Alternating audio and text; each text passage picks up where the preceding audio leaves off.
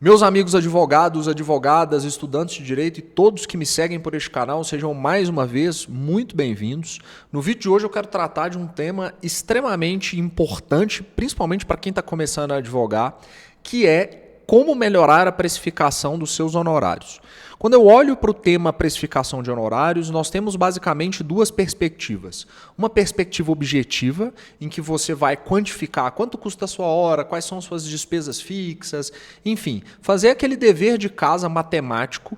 E em contrapartida a isso, ou outro caminho para você analisar essa precificação ou essa valoração, são as questões subjetivas. Como que eu posso demonstrar ou gerar mais valor de modo que o cliente entenda que existe uma compatibilização daquilo que eu estou passando de preço, né, para poder executar os serviços advocatícios e tudo aquilo que vai estar englobado dentro desse serviço. E eu vou dividir essa perspectiva, não vou falar das questões objetivas, em 3 momentos nesse vídeo. Eu vou falar de repertório cultural, eu vou falar de tabela de honorários da OAB e eu vou falar de ferramentas que podem eventualmente agregar valor à sua entrega. Lembrando que os nossos vídeos aqui não tem cortes, não tem edição, então a gente vai conversando mesmo e até tromba no microfone.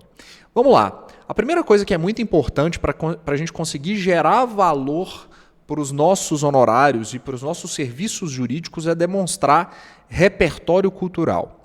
O cliente, quando você leva toda a discussão e o primeiro atendimento, principalmente, as primeiras conversas, para um aspecto muito técnico, ele tende a te colocar na mesma vala dos outros advogados com os quais ele conversou, ou já escutou, ou pesquisou, viu vídeo na internet. E, portanto, por que eu costumo dizer que o repertório cultural é muito importante na geração de valor? Quando você demonstra que conhece do problema dele, não só sob a perspectiva técnica, mas também pela perspectiva negocial ou pela perspectiva do aspecto pessoal do cliente, essas amarras vão gerar uma diferenciação em você. Se você perceber, as grandes consultorias, elas utilizam muito, né, nos grandes clientes, esses aspectos de conhecimentos, ou de conhecimento, melhor dizendo, mercadológico. E o que eu quero dizer com isso? Se você conversa a língua do seu cliente, se ele percebe, tem o sentimento de que você entende não só do problema jurídico dele, mas do negócio dele, a chance que você tem de gerar uma proximidade e conseguir aumentar o preço dos seus honorários por conta disso, ela é maior. E você pode pensar o seguinte, poxa, Heitor, mas por que alguém pagaria mais, sendo que 2 pessoas podem hipoteticamente resolver o serviço e a técnica jurídica é basicamente a mesma. Agravo é agravo, inicial é inicial, audiência é audiência. É que, na verdade, quando nós vamos contratar serviços e a pessoa que está nos oferecendo ou está ali dentro da parte comercial, ela demonstra que conhece as nossas dores, existe uma simpatia ou uma sinergia natural. Então, há uma tendência de que você consiga, enfim, valorar melhor e cativar mais aquele cliente. Eu estou dizendo porque, eu já disse outras vezes aqui no canal, o nosso escritório tem um foco muito grande em empresas de base tecnológica, ou empresas que têm a tecnologia como centro do seu crescimento e desenvolvimento. E essas empresas têm linguagens muito próprias de geração de clientes, de prospecção, de captação de recursos, a forma como elas crescem. Então, quando você coloca 2 advogados que tecnicamente entendem de societário, entendem de civil, e eles vão falar sobre os problemas dando uma outra ótica, demonstrando conhecer e usando as expressões que são naturais daquele determinado ecossistema ou daquele determinado ambiente, é natural que o cliente se sinta mais à vontade e há aí uma interação muito mais pura. Então, demonstre repertório cultural, principalmente naquela primeira reunião, naquela primeira conversa. E eu não estou dizendo que você tem que falar de política, que você tem que falar de história, de música, de arte. Se isso acontecer, é ótimo, né? Se estiver dentro das suas vias de conhecimento, que bom. Mas faça o dever de casa, estuda o cliente que você vai atender, entenda quais são as nuances daquele determinado problema que ele tem. E eu não tenho dúvida alguma que quando você tira a conversa de um plano estritamente técnico, as chances de conversão daquele lead, digamos assim, para cliente ou para contrato é muito significativo. Tá? Então, segundo ponto, outra coisa que eu acho que advogado reduz demais a capacidade de repassar, digamos assim, preço ou de melhorar os seus honorários é quando o advogado faz uma coisa que é tenebrosa, né?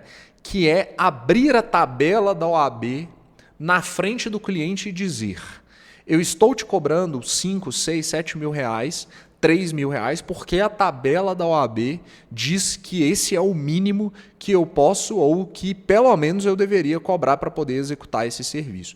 E o grande problema disso é que você está utilizando um referencial que alguém, que não é você e não é o seu escritório, disse que deveria ser utilizado como mínimo. E qual é o problema disso sobre a perspectiva financeira? Nenhum. O grande problema é que quando você precifica, de novo, com base na normalidade, o cliente basicamente vai começar a fazer um jogo de preço. E aí você se inclui num lugar em que a coisa mais importante em toda negociação e em toda tratativa de fechar ou não o contrato é o preço. E aí depois não adianta reclamar de aviltamento de honorários. Quando você abre a tela e mostra a tabela da OAB para o cliente e diz: olha, eu estou cobrando 5 mil porque a OAB diz que eu tenho que cobrar 5 mil. Pessoal, pelo amor de Deus, né? Isso é o amadorismo, assim. E de novo, eu não estou dizendo que a tabela da OAB é desnecessária, né? Ela pode fazer parte da sua precificação, mas precisa existir uma racionalidade para que você possa chegar no valor final e mostrar para o seu cliente como você passou. Olha, o meu serviço é isso porque eu te entrego A, B, C, D, E, F. Aí você vai conseguir fazer a diferenciação. Se você disser que cobra 3 mil porque o OAB diz, ele vai pensar: bom, então eu vou encontrar um outro advogado, a minha ancoragem é nos 3 mil. Se ele cobrar 2.900, eu vou fechar com ele. Então, percebe como muitas vezes nós mesmos nos colocamos numa situação de comoditização em que todo mundo parece igual. E, portanto, essa é uma reflexão que a gente precisa fazer todos os dias. Qual é a perspectiva que eu estou dando para o meu cliente na relação valor e preço? E, por último, mas não menos importante, ferramentas que agregam valor ou entregáveis. Inclusive, sou parceiro da Jusfy, tem cupom de desconto aí embaixo. O Jusfy tem várias ferramentas de busca patrimonial, tem várias ferramentas relacionadas a buscas processuais. Então, quanto mais você usa a tecnologia no seu negócio, mais possível é de você mostrar para o seu cliente uma eventual diferenciação. E aí, não falando só do Jusfy, mas de entregáveis em si, o que você pode fazer basicamente é conseguir, mesmo eventualmente antes da contratação, já dar pequenas amostras de que ou do que seu serviço é e pode ser muito melhor do que todos os concorrentes que ele, o cliente, eventualmente foi. Então, eu vou te dar um exemplo que você pode eventualmente fazer até usando o Jusfy mesmo. Se o cliente, para os clientes que querem hipoteticamente executar um título executivo extrajudicial, você pode fazer uma busca preliminar, faz o atendimento inicial e diz: olha, na próxima reunião eu vou te passar uma proposta de honorários e eu vou te passar também uma busca preliminar para te mostrar quais são ou qual é o momento financeiro do executado e quais são as chances e as possibilidades que nós temos de receber esse valor. E aí, uma coisa legal é: o Jusfy te dá a possibilidade de você buscar sociedades, carros, né, que porventura estejam em nome daquele executado e uma série de outros ativos que são possíveis. Você pode suprimir parte daquele relatório e apresentar na reunião e não mandar para ele. Né? Então você vai: olha, nós fizemos uma busca preliminar e o executado tem alguns bens, então entre os bens que nós encontramos, eu posso te dizer que o relacionamento societário dele, ele tem uma empresa aqui, ou ele é sócio de uma outra empresa, essa empresa foi transferida posteriormente, ou não, ele tem um veículo e esse veículo não tem alienação fiduciária, e existem outros bens em nome dele, mas eu não vou te falar, evidentemente, quais são. Então, já imaginando nisso, a nossa proposta, aí você vai apresentar a proposta de valor. Então, qual é a percepção que o cliente tem? Se ele compara com outro advogado que diz basicamente, pô, eu vou te cobrar R$7.000 para poder entrar com uma execução e ponto. Não, esse advogado já se preocupou, ele já está se antecipando, inclusive, com relação aos bens que esse executado ou que o réu dessa ação de execução, né, porventura vai ter. Então, percebe que as chances de você ter êxito na conversão são muito maiores. E não só ferramentas de busca processual, né? Você pode, de busca patrimonial, mas você pode buscar outros processos. Você dizer, olha, não sendo uma execução,